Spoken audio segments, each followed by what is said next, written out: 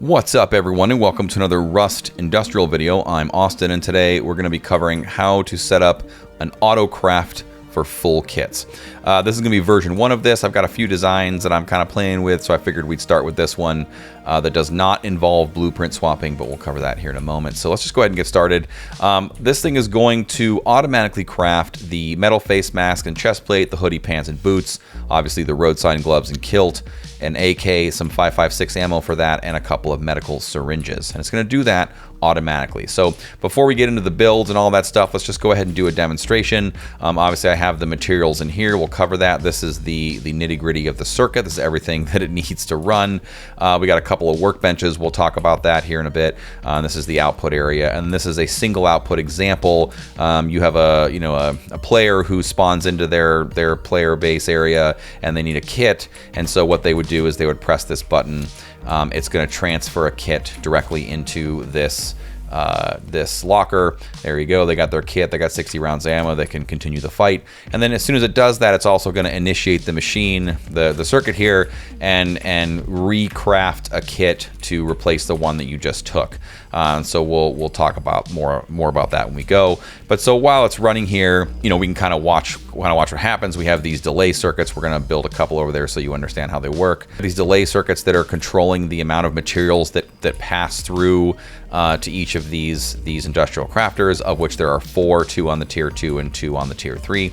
The reason I did a tier 2 and a tier 3 is because this is the natural progression. You use a tier 2 to get to a tier 3, and so most players will have this. The only benefit to another tier 3 here would be if you want to increase the craft times, but because certain items like the metal face mask take 45 seconds anyway on a tier 3, it doesn't matter. You can use a tier 2. This is just more convenient since you're bottlenecked by crafting times on tier 3 items anyway.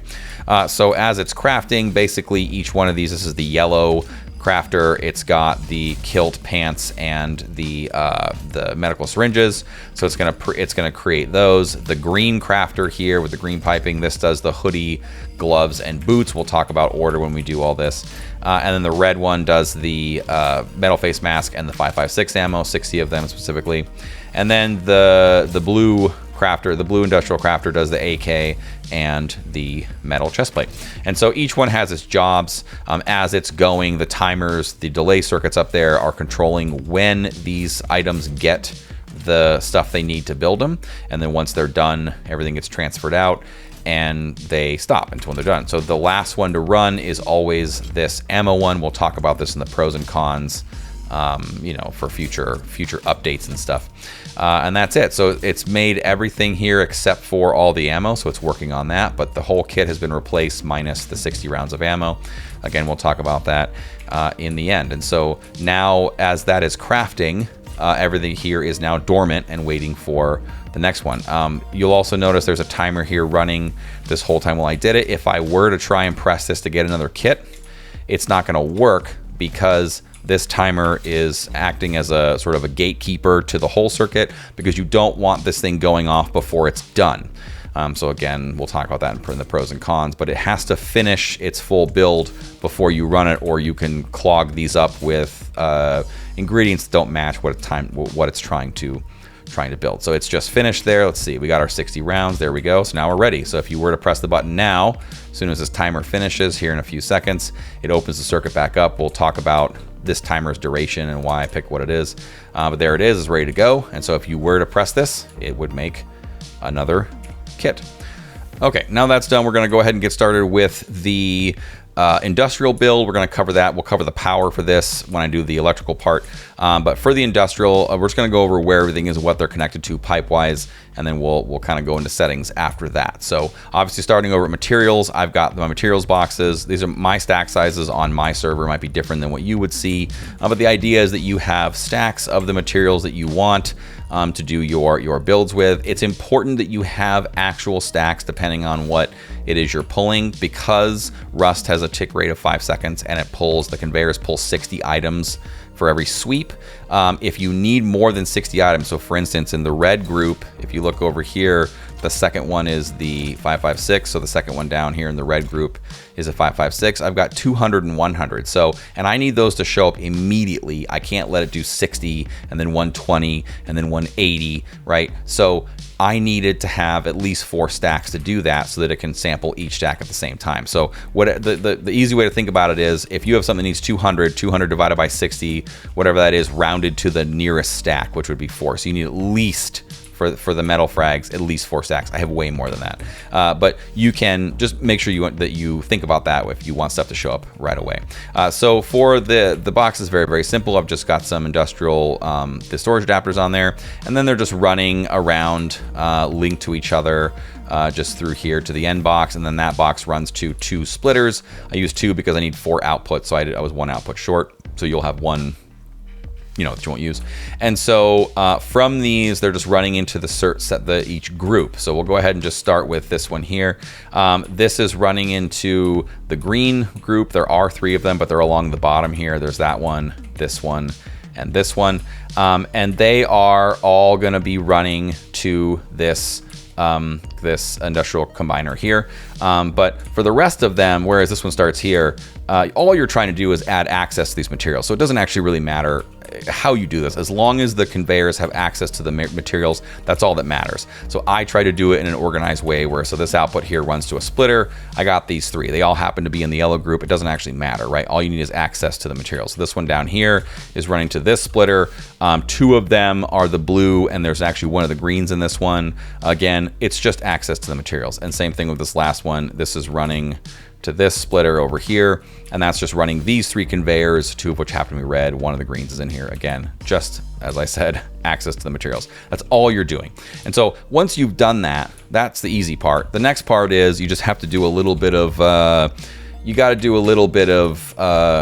organization to make sure you get all this stuff to the right thing. So I have 4 industrial crafters here on the two workbenches. And so you have to, the only thing you really need to know is that you can't have 2 items in the same industrial crafter that have the same recipe. So in this case, I've got pants, which is 40 cloth and 1 sewing kit. Down here, I have a hoodie, which is also 40 cloth and 1 sewing kit. You can't have these in the same industrial crafter because it doesn't differentiate between the 2.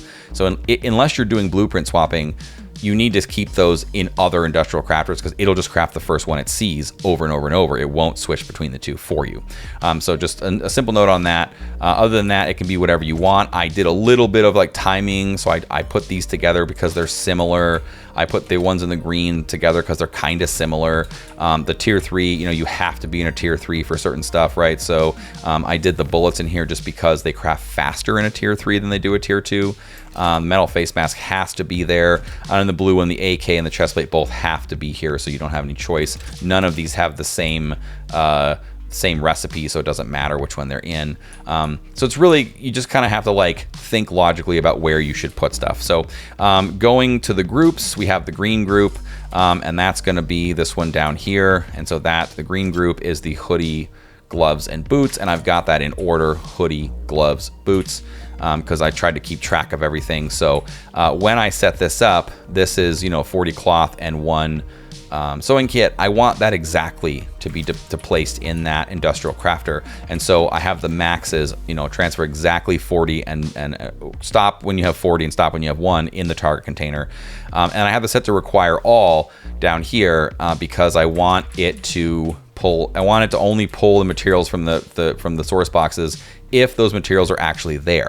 So it requires them all to be there before it does this and transfer this to my industrial crafter. All of these on this side of the tier 2 workbench, all of these industrial crafters will all be set up to be require all, and the max and the max settings are the recipe itself, whatever it takes to make the item you're doing. The next green one over here, same thing. We just have for the gloves, this is the actual recipe, 21 and 2. Again, require all. Same thing over here. The last one is, what was the last one? It was boots. This is the boots right here.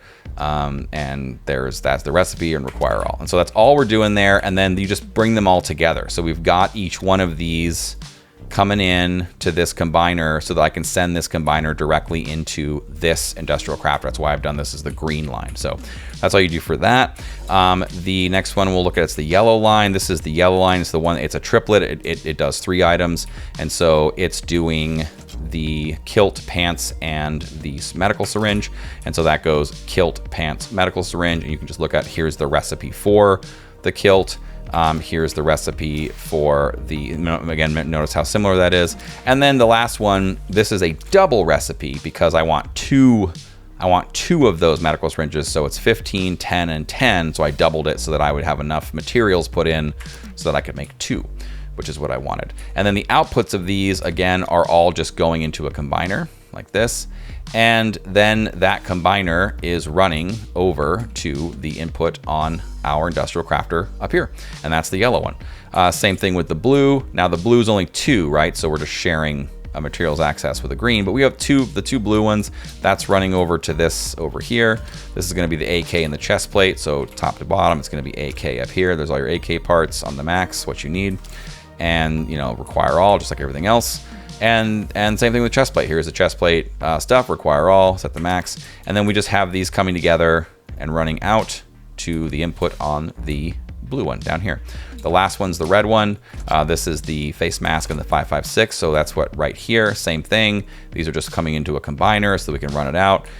Same thing, it's just the recipe in the max line, require all. And same thing with the 556. Now this is what you need to build 60 rounds of 556, 200 frags and 100 powder. So you can calculate that really easily. Those are the materials you need for 60. So whatever you're trying to craft, you would put those to. You just want exactly that. Again, these are ones that have stacks. So you got to make sure that you have multiple stacks, at least 4 and at least 3 of stacks of gunpowder to get that exactly, or else it's going to do 60, 120, 180, and then over 200, right? So you want to make sure you have your stacks, require all. And that's it. There you go. Once they're here, the outputs are very, very simple. They're just running over to these couple of combiners over here, which are trunked together. So we have enough inputs for all of them. Here's the yellow line coming from the yellow output. Here's the red coming from the red output right there on top. The blue one is right here, and the green one is right there. And that's it. And then those just go into this industrial crafter or industrial conveyor here. This one is set differently than the other ones. This industrial conveyor, I have it set to these max, like saying I want 4 kits if I wanted 4 kits. You don't actually have to do this. You can set these all, leave these at 0.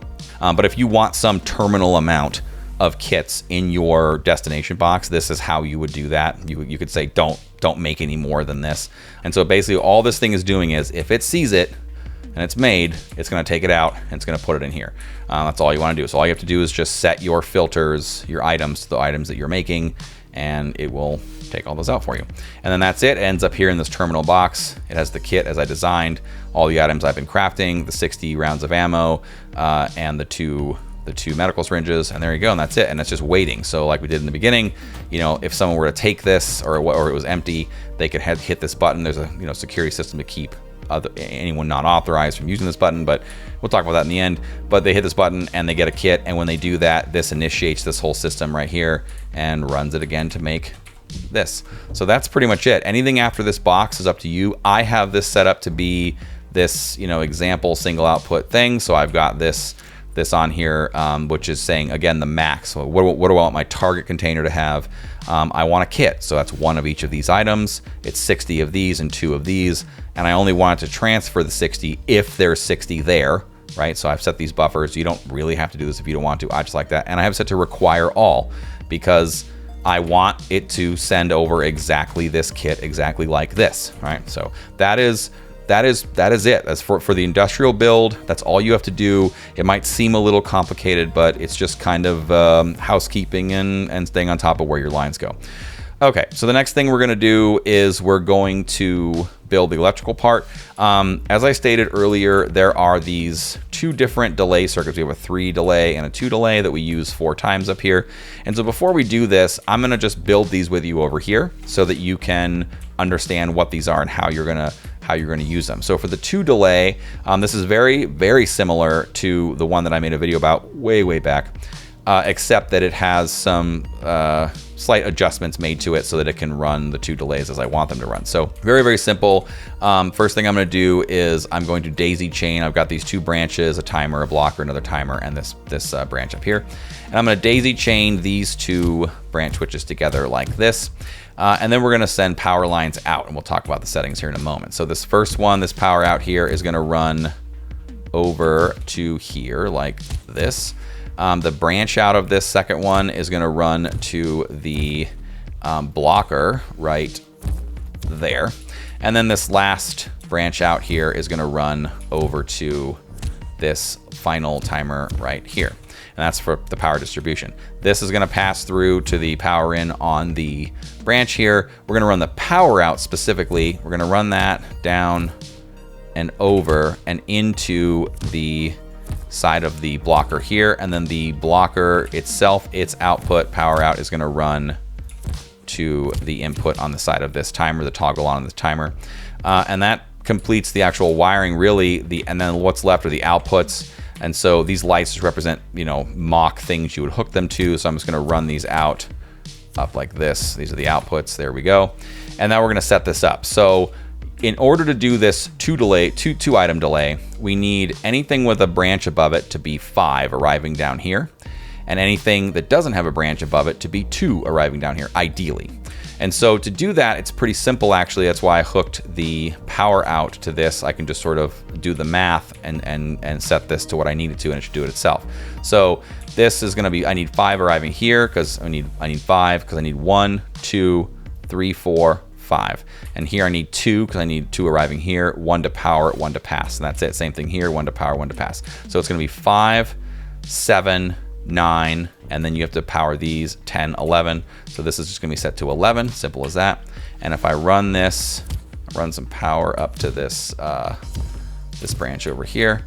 There we go. We don't actually have to adjust anything because I use the power out. So this can just be used. These can be left in their default configuration like this. And you just have to send 11 rust watts this way. And so then you can set your, I'll set these something shorter so it's easier to see. We'll say 3 seconds and 3 seconds. And all it's going to happen is it's going to do these in order. So this is the activation timer. It's going to do this for 3 seconds. And then it's going to do this for 3 seconds.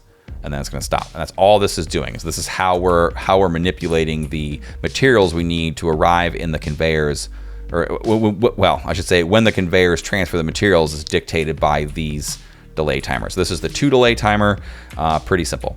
The 3 delay timer is just a expansion of the 2 delay timer, so it has a lot of similarities. It is more beneficial to use a bunch of branches here instead of a splitter. I've tested this. You save, I believe, 10 rust watts doing it this way. So I'm just going to quickly daisy chain these together, which is the power out of one branch to the power into the one to the right of it. That's it. And then we're gonna go ahead and run these. I'm gonna do the ones that require 5 volts to be, I'm gonna do that in orange just because it's easier, so we can track it easier. So this one here, I'm gonna run out, drop it down kind of far because there's a lot of stuff in here. And we're gonna run this up to here. So that'll be a 5 because it's orange. The next one next to it, it doesn't have a branch above it, so it's just 2.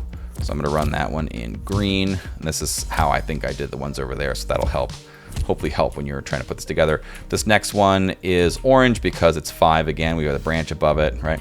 So I'm gonna run this next one over to here.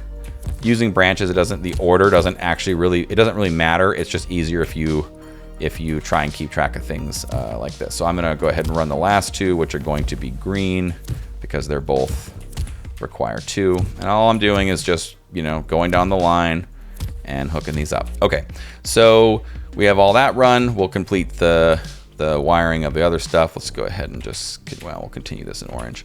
So this will be in orange. The output of that is going to run to whatever it's powering to, the branch out, I should say. The power out, I guess we can do that in yellow, is going to run down here you're going to the item next to it. So I'm going to run that into this blocker here, and I'm going to run that blocker into the timer to the next of it, to the left of it. So this is the same pattern, follows its way all around. So this one here is another 5. So I'm going to run the output. The branch out runs to whatever it is you're trying to hook it up to, and then same thing. We're going to run the power out over to the side of the blockers block pass-through, just like we did over there. And then the same thing, this blocker goes to the, oops, this blocker goes to the one to its left, like this.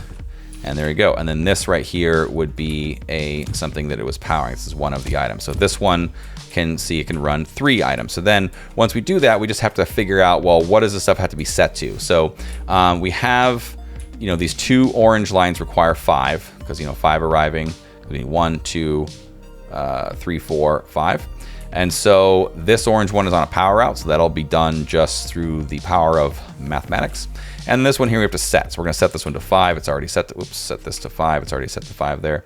The rest of these, and it's green, it only needs to be 2, so it can just stay in their default configuration as they are. And so we've set this one to 5. This one will be done automatically. And then you just have to know, well, how much do I have to send to this power in? You can just add it up. So we've got 5, 10, 11, 12, 13, 14, 15, 16, and then these 4 branches, so 17, 18, 19, and 20. This here is set to 20 just for that reason. And then I'm going to run this up to here, and there we go. So now we have all these set up. They're going to do their initial power on. This is normal. And then once you can check to make sure you've done it right, that you should have 5 arriving out of here, 2 arriving out of here, 5 arriving out of there, 2, and 2. So we're good. So we're going to go through, and I'm going to set these all to just 2 seconds so that we can test it. So once they're set, the one on the right is always the activation one. It has the toggle on. You can run it manually. So if I run it, it's going to be 2 seconds, 2 seconds, and then 2 seconds. And that's it. So that is how you do the 2 and 3 item delays. These are important because we have these up here on the circuit. So here is one of the 3 item, here's a 3 item, here's a 2 item, and a 2 item. Okay, so now that we understand that, we're going to go ahead and run through the electrical process of this, and we're going to just start from left to right. Over here, I have a power bank. If you're not sure why I'm doing that, I'll link that video for you, but I've got this generic power bank coming in, charging this battery, and its output. So this battery and its output is where this really starts. You do need a large battery. It takes, I think, 92 rust watts to power this whole thing. So in order to do this, you're gonna need a battery and a charging system to run this whole thing. So its output is gonna start by running into this power distribution area here. The first branch is your primary branch, and that's where we're gonna be separating off all the stuff we need. So we're gonna go ahead and just start on the bottom side, and then we'll loop around the top side, we'll come back. So this output here is whatever's left. So this branch out is actually set to 65, and that's for all of this, which we'll cover here in a moment. So whatever's left, 34, is gonna be coming out of here, and that's where we're gonna start. That's gonna be running into our conveyor, and we're gonna be daisy chaining our way down through. So this is pretty simple. What I mean by daisy chaining is just, you've got something coming into the power in right here, and then its power out, there we go, it's electrical pass-through power out. That's just gonna run to this next one, and then they're gonna daisy chain up. So this one goes into here, its pass-through is just going to the next one up, its pass-through is just going to this next one up, and then its pass-through is running over to here. So this now we're at the top side, and its pass-through is gonna just run to the next one down, its pass-through is gonna run to the next one down, and then its output continues on. So we just went into that one, up those 3, down these 3. Now we're running over to this stack here, and we're going up these 3. So it's going in, out, all the way top. Its output up here, its electrical pass-through is actually just, you can see it back there. It's going down here. So the output of this stack is running over all the way over to here to this final conveyor here. And then its output, the electrical pass-through on it, is actually running to a branch, because we're gonna, from there, we've powered all the conveyors up to this point, but we have these 4 industrial crafters we have to power. That's what this block is here. We've got each one of these is running to one of the industrial crafters. I covered this in one of my older videos about making a 4 output. That's all I've done here. The branch out runs to this the splitter, and you just set the branch out to 4 if you want 1, 1, 1, and 1 to power. So you set this to 4. This is an extra output. This is your 4th output that lets you run one of these items, and then the rest just go to the other 3 crafters, the industrial crafters. So pretty simple. That's where this output is going here. So we've got the pass-throughs where we were. We came into this one. We got the pass-through here is running to the power in of this branch here. Its branch out over here is set to 6. and it's running over to the input here because you need 1, 2, and then the 4 and the extra 1 there. So you should have 6 arriving here so that you can have 4 and 1 to power all this. And so that's it. That runs through the power all the way through all the industrial crafters. From here, at this point on the other side of this, this is running over to power these. We've got this running to another branch because one of it's going to run up there, but its output is running here to this conveyor. This is just extra, so I consider the circuit to be ending right here. I added this as a bonus to this because I figured that's what people would do. But you have essentially 8 rust watts left over after you run everything. At this terminal end, you have 8 if you have it set up this way. A little more if you got rid of this branch and ran this straight into there. But 8 left over to play with before you need to source another power source to expand things to whatever it is you're trying to do. That is the industrial part. So the next thing we're going to do is we're going to talk about this other path. So in the beginning, if you'll recall, we started here and we went from the power out, down, and we just daisy chained our way through all the conveyors, powered up the industrial crafters and the last 2 conveyors, and we were done. The other path, the other route of this power is this way, and this is, if you'll recall, over here we had this branch set to 11 and this branch set to 20. That is why up here you'll notice we've got 11 coming out, 11 coming out, 20 coming out, and 20 coming out. You could use splitters here. I just like branches because they're smaller. There's no functional difference as to what you'll get out of it. And so I've got this set to 11, this set to 20, and enough coming out of here that the difference minus 1 gives me exactly the other coming out. So I have 20 and 20, which means I need to have 41 arriving here, right? And here I need 23 arriving because 11 and 11 is 22 plus 1 for the switch. So this one here is going to be set to 23. This one will automatically put out what you want if you set this one to 65. So the tree will go branch out to 65 here into another branch. It's branch out to 23. The other side will automatically get 41. You'll set this one on the 23 side. You're going to set it to 11 so that you automatically have 11 here. This will get 20 and 20, assuming you send 41 this way, which is again based on that. So all that's doing is these 4 lines are powering the 4 different timers, the two timers over here and the 3 timers over here, the 3-point timers for the stuff which we covered over there. So if you follow the red ones, these are going to be the 2 timers because they're 11, right? So if you follow one of those over, all that's doing is running all the way over to the input on this 2-item timer, which is this one over here. It's just this power point here. I'm running 11 rust watts over to this input here, and then it's as I showed you over there to build it. We'll talk about calibration in a minute. Same thing over here. These are both the same. So I've got one power line coming over here. The other red power line comes over to here. And then the orange lines are the 3-item timers. That's what we built right there. And so again, those required 20, which is what we're getting out of these. We got 20 and 20. So this first one here is just running to the yellow one here. And then the other output, the other 20 rust watt output is running to this 3-item timer. So all this is just powering the delay timers that are specified to each of these stacks. And so once you get into them, again, we've already built them, so I'm not going to build them again. The only difference between what I did over there and what I did over here is the outputs. So on the 2-item timer output, you'll notice that we have 1 here, and the order of this matters.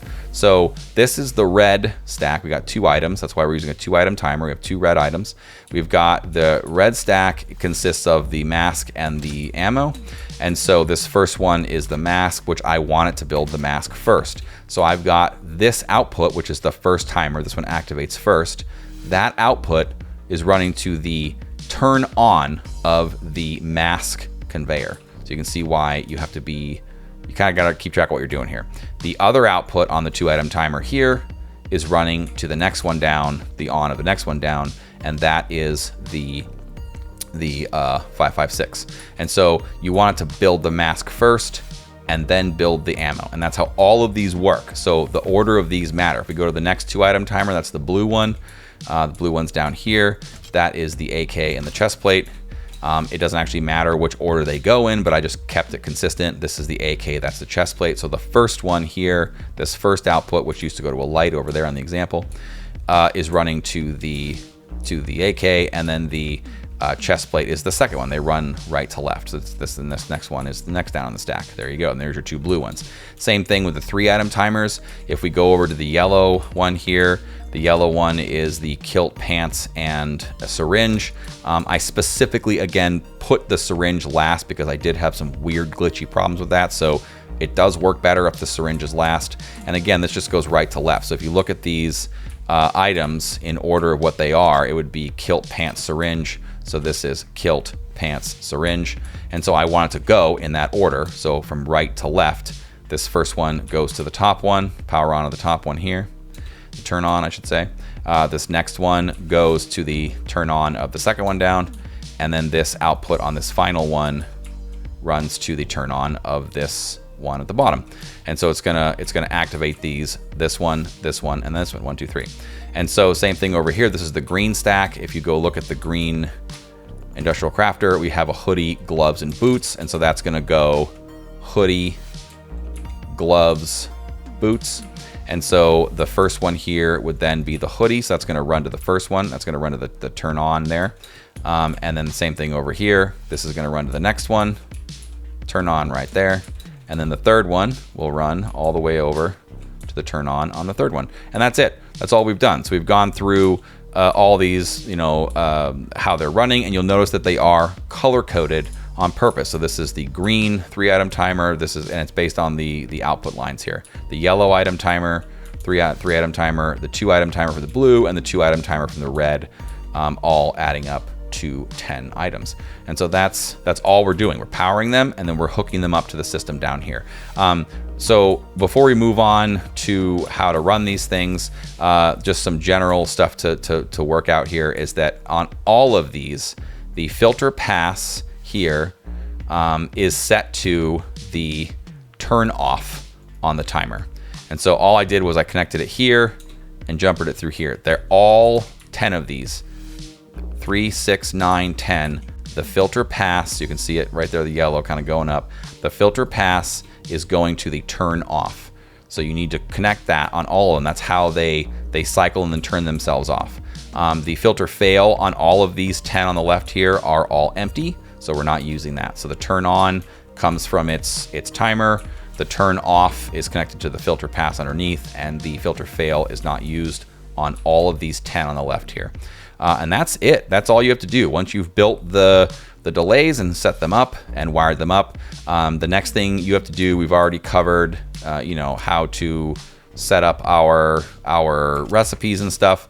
The next thing we're going to do is talk about how we're going to activate this. So each one of these activates based on this timer here. So all I did to create a uniform start on all of these was each one of these toggles, the toggle on the timer, all these is running to this 4-item block, which is again just adding a branch next to a splitter and running the branch out to the splitter and setting its output to that plus its 3, so 4, so 1 for that, and then 1, 1, and 1. And then we have the added 4th output right here is running to these. It does not matter. This one happens to be running to here. It does not matter which one runs to what. You just need these 4 toggle-ons, 1, 2, 3, and 4 to all be sent power at the same time, so it runs at the same time. And I've done that through this block here, which comes out of this timer. And the reason I'm using a timer is because if this system was running and then you were to say start it again before it was done, it can back up the stuff in the industrial crafters and cause it to fail. So this timer acts as a buffer to keep it from running until it's done with what it was doing before. And so I have that set to 170 seconds. That's about what it took. That was the longest in all the iterations that it took to craft because of the tick rate. It can vary a little bit depending on what the tick rate is. And so 170 seems to work fine. You can play with that. That is dependent on all the things that I've set up and all the things that I'm building and how long it takes them to build. It was 170 seconds. And so that power is, so coming back here, remember when we had our terminal power here of 23, that was going into here. Its branch out was going to this to power these.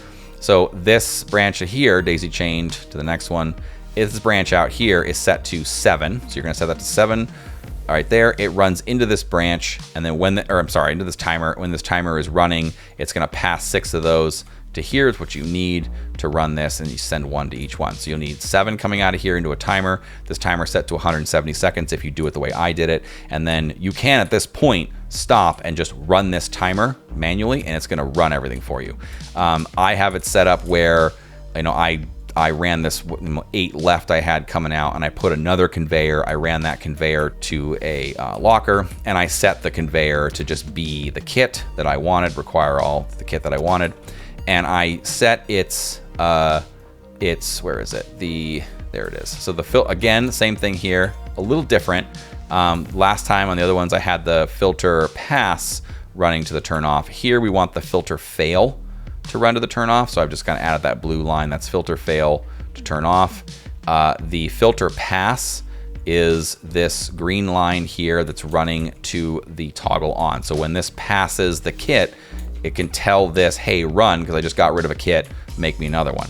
So the filter pass is running to the toggle on of this timer, and the filter fail is running to the turn off on this conveyor. The turn on is coming from this AND switch here, and the reason I have an AND switch is because, at this point I set up a new power supply for this HBHF sensor since it's not part of this circuit. I don't want to include it, so I have another power supply running an HBHF sensor to the input of B, and then running the button to the input of A. So basically, if it senses me, it's set to, let's see if I can access that. Exclude authorized, include others. And so the reason I want that is that I want it to recognize me as an authorized person so that I can press the button, whereas a non-authorized player couldn't. So all it's doing is requires both inputs. So as long as you're in view, as long as an auth player is in view and they use the button, it'll pass and turn this thing on, cycle that over. Once it cycles that over, it sends out a filter pass signal to make a new kit. And so that is literally it. That's how it works. That's how you do the electrical part. It's kind of intense. I know if you guys have questions, please feel free to ask or jump on my Discord and let me know. So the next thing we're going to do is we're going to talk about the calibration. So we've gone over the whole how to power it. We've talked over what we set things to. We built the 2-item and 3-item delay circuits, so you know how to make those. And the last thing you have to do is calibrate. And so what I mean by calibrate, I mean the setting of these timers. So this one's set to 7, this one's set to 5. Why did I do that? You need to time we'll start with the 2-item timers because they're so easy. Basically, because you have a 5-second tick rate, when you run something, and we can just arbitrarily run something. Let's run the kilt pants and the medical syringes. If I run this, it's going to start by, I'm in the wrong one. That's the red one I just did. It's going to start by putting the mask in items, and then once it's run, I set this red one here, it's just this one here, to 7 seconds because I just want to make sure that it, now it's dumped the rest of the items in there that are waiting for this mask to be done. And the reason it did that was I put 7 seconds to account for variations in like when the tick rate starts, because I need it to put the materials in for item 1, which is the mask, and I need to make sure that the industrial crafter starts crafting that item before the next set of materials comes in for the next item. In this case, down here is the starting of making the bullets and stuff. And so because the whole point of calibrating it here is to make sure, I'm gonna go ahead and just see, there it goes, it started making the ammo there. Yep. And so you need to make sure that the next one in line doesn't appear until the one before it starts crafting, and that's where you have to calibrate. And so for the 2-item delay, it's very simple. 7 seconds seems to work fine. If you have issues with it, the second one showing up before this one starts crafting, just increase this to 8. The second ones in the 2-item delay timers are always 5, because that's just long enough for this to run for the tick rate to hit this and transfer stuff. So the terminal one, whether it's in the 2 or the 3-item timers, this last one, the last one here, and this last one here, those can all be 5 because they're the last one and they're not preceding anything, and so they can't cause a problem. When you have an issue, it's because the timer in front didn't quite make it, and you ended up with, say, double the materials, and now it won't craft because it's the wrong recipe. So that's what I mean by calibration. So I'm gonna go ahead and just stop this by stealing that stuff.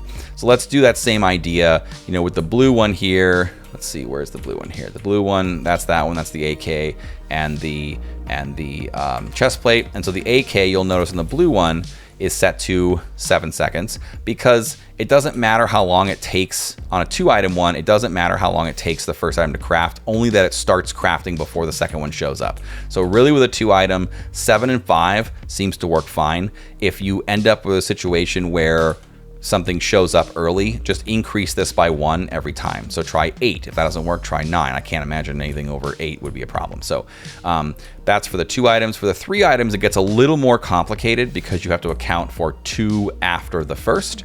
And so if we look at the yellow ones, that's where I started earlier on accident, is the kilt, pants, and the medical syringe. So that's the kilt. You'll see here, this is set to 32 seconds because I need this to show up I need this to start crafting. The second one here has to start crafting before the third one starts crafting. So because I need to basically let the first thing craft, and then right before it's done, at some point before it's done, the pants come in, but the pants need to start crafting before then the medical syringe shows up, the materials for that. So we can just demonstrate that. I'll just run this one.